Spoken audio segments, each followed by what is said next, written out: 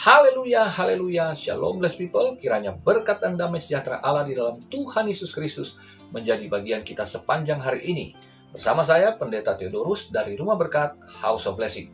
Tema kita hari ini adalah bersyukur kepada Tuhan yang menyelesaikan peperangan kita. Firman Tuhan terambil dari Mazmur 138 ayat 1 dan 8. Satu pasal kita baca bersama yuk. Begini firman Tuhan, dari Daud, aku hendak bersyukur kepadamu dengan segenap hatiku, di hadapan para Allah aku akan bermazmur bagimu. Aku hendak sujud ke arah bait-Mu yang kudus dan memuji nama-Mu, oleh karena kasih-Mu dan oleh karena setia-Mu. Sebab Kau buat nama-Mu dan janji-Mu melebihi segala sesuatu. Pada hari aku berseru, Engkau pun menjawab aku. Engkau menambahkan kekuatan dalam jiwaku. Semua raja di bumi akan bersyukur kepadamu ya Tuhan, sebab mereka mendengar janji dari mulut-Mu. Mereka akan menyanyi tentang jalan-jalan Tuhan, sebab besar kemuliaan Tuhan. Tuhan itu tinggi, namun Ia melihat orang yang hina dan mengenal orang yang sombong dari jauh. Jika aku berada dalam kesesakan, Engkau mempertahankan hidupku. Terhadap amarah musuhku, Engkau mengulurkan tangan-Mu dan tangan kanan-Mu menyelamatkan aku. Tuhan akan menyelesaikannya bagiku. Ya Tuhan, kasih setia-Mu untuk selama-lamanya. Janganlah Kau tinggalkan perbuatan tangan-Mu.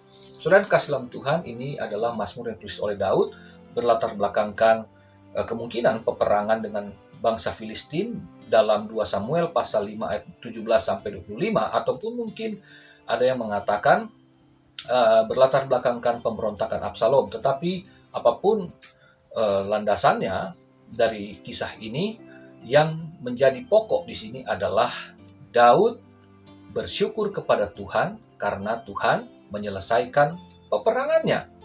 Dan ini menjadi pelajaran bagi kita semua. Dimulai di ayat 1, aku hendak bersyukur kepadamu dengan segenap hatiku. Daud mengajarkan kepada kita semua bahwa bersyukur itu bukan hal yang sepele, tetapi hal yang sangat serius, karena harus dengan segenap hati. Jadi bukan sekedar ya terima kasih Tuhan seperti ya sebuah perkataan basa-basi lah ya, tetapi di sini Daud berkata bahwa ucapan syukur itu harus dengan serius dinyatakan kepada Tuhan, bahwa dari ucapan syukur itu sesungguhnya kita sedang memproklamirkan iman kita kepada para musuh. Dikatakan di sana di hadapan para Allah, aku akan bermazmur bagimu. Ya, jadi terjemahannya bukan para malaikat yang seperti beberapa terjemahan, tapi benar ini para Allah, karena di ayat yang keempat dituliskan semua raja di bumi. Karena para raja yang kuat dan hebat itu biasanya sudah dianggap ilah atau Allah atau dewa lah oleh para rakyat dan pengikutnya.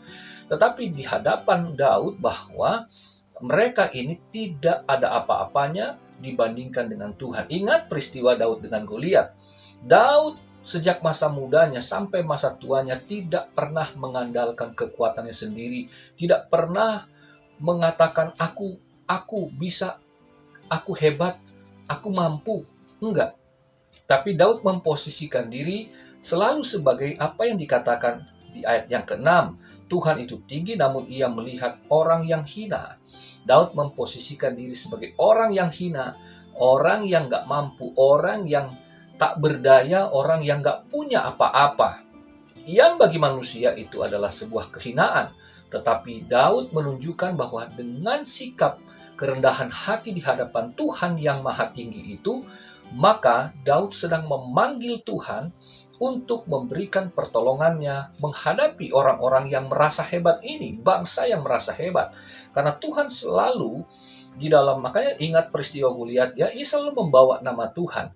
Jadi dalam setiap peperangannya, Daud selalu mengatakan bukan karena dia, tetapi demi kepentingan Tuhan. Peperangan itu selalu tentang Tuhan yang beracara bagi kehidupan umatnya. Jadi saudaraku, dalam pertempuran hidup kita, peperangan hidup kita, ingat bahwa kita tidak sedang berperang supaya kita menjadi orang yang hebat kalau menang. Tetapi selalu ingat bahwa Tuhanlah yang memberikan kemenangan itu. Dalam setiap pertempuran memanggil nama Tuhan, itu berarti setiap aspek hidup kita hanyalah karena Tuhan yang hadir bagi kita, dan Tuhanlah yang akan memberikan kita kemenangan. Jadi hasil akhirnya bukan demi kita, tetapi demi keagungan namanya. Itu yang Daud lakukan dalam Mazmur 138 ini. Dan di ayat 2 dikatakan, aku hendak sujud ke arah bait-Mu yang kudus dan memuji namamu. Jadi ucapan syukur yang keluar dari hati akan membuat seseorang itu, khususnya Daud, dan bagi kita semua, sujud dalam arti menyembah dari bahasa aslinya, menyembah kepada Tuhan, ya, menyembah dan memuji. Saudaraku, 3 kali dikatakan tentang bersyukur, ayat 1, ayat 2, dan ayat yang keempat. Meskipun ayat 2 diterjemahkan memuji di sini, tapi dari kata yada itu memberikan pengertian dasar, yaitu mengakui. Jadi bersyukur atau memuji artinya mengakui Tuhan yang maha tinggi itu, Tuhan yang perkasa, Tuhan yang maha dahsyat, Tuhan yang dalam keagungannya melakukan perkara-perkara yang ajaib, perbuatan-perbuatan yang agung dan mulia itu. Di sini dikatakan alasan Daud memuji Tuhan oleh karena kasih-Mu dan oleh karena setia-Mu. Jadi di sini oleh karena kasih setia. Sebetulnya kasih setia itu gabung ya. Dan kata setia itu sebetulnya dari terjemahan Ibrani yang diterjemahkan dalam bahasa Inggris, dari kata Ibrani yang diterjemahkan Inggris maksud saya adalah kebenaran. Jadi kasih setia dan kebenaran. Bahwa Tuhan ya, dengan rela mengikat perjanjian dengan manusia, dan Tuhan juga yang menjaga perjanjian itu sehingga tidak gagal. Karena kalau manusia yang jaga bisa gagal, tetapi Tuhan yang jaga tidak mungkin gagal. Dan itu kebenarannya. Ya, sebab kata janji sebetulnya dari kata Ibrani maupun bahasa Yunani, dari kata Yunani itu adalah perkataan. Ya, jadi perkataan Tuhan adalah kebenaran. Jadi ketika Tuhan menjanjikan sesuatu melalui firman-Nya, maka itu tidak mungkin gagal. Ingat dalam Yesaya pasal 55 ayat 11 dikatakan bahwa setiap firman yang keluar dari mulut Tuhan tidak akan pernah kembali dengan sia-sia, tetapi akan melakukan segala sesuatunya sesuai dengan kehendak Tuhan sehingga berhasil. Ya, tidak ada kegagalan di dalam setiap Tuhan berfirman. Jadi itulah yang dipegang oleh Daud, bahwa di dalam setiap dia bertempur, dia ingat Tuhan yang mengikat perjanjian dengan nenek moyangnya adalah Tuhan juga yang menjamin diri Daud untuk tetap ada di dalam kekuatan Tuhan. Itu sebabnya di ayat yang ketiga dikatakan, pada hari aku berseru, Engkau pun menjawab aku. Ada jaminan jawaban daripada Tuhan karena umat perjanjian. Engkau menambahkan kekuatan dalam jiwaku. Saudaraku, umat yang terikat perjanjian dengan Tuhan, dalam perjanjian baru, kita yang percaya kepada Yesus Kristus sebagai Tuhan dan Juru Selamat, kita terikat di dalam perjanjian kekal oleh kuasa darahnya. Dan dikatakan bahwa kalau kita berdoa, ada jaminan jawaban karena kita adalah anak-anak Allah. Karena Daud sendiri di perjanjian lama, dia sudah tahu posisi yang mulia ini. Bahwa meskipun dia orang hina, tapi dia punya status istimewa sebagai umat pilihan Allah. Itu sebabnya ada jaminan jawaban dan jaminan kekuatan di dalam jiwanya. Jadi Tuhan menjawab doa-doa orang benar, anak-anaknya, itu dia bukan memberikan tiba-tiba langsung selesai. Tapi yang dia berikan adalah kekuatan dalam jiwa. Mengapa? Karena kita juga sebagai manusia nggak boleh lepas tanggung jawab. Ada peperangan yang harus kita hadapi yang Tuhan izinkan. Tuhan mau kita juga ambil bagian dalam pertempuran itu, tetapi dengan melibatkan Dia. Sehingga dalam peperangan itu kita tidak sendiri dan kita dapat kepastian mempunyai kekuatan dalam jiwa. Karena di jiwa itu yang paling rentan untuk goyang, untuk galau, putus asa, dan bahkan hilang pengharapan. Nah, di sini kemudian kita lihat di ayat yang ke-7, jika aku berada dalam kesesakan, Engkau mempertahankan hidupku. Luar biasa, saudara. Daud berkata bahwa Tuhan tidak akan pernah melepaskan kita dari tangannya. Dia akan menyelamatkan kita, dikatakan di ayat 7 bagian B itu. Terhadap amarah musuhku engkau mengulurkan tanganmu dan tangan kananmu menyelamatkan aku. Dia mempertahankan hidup anak-anaknya dan menyelamatkannya.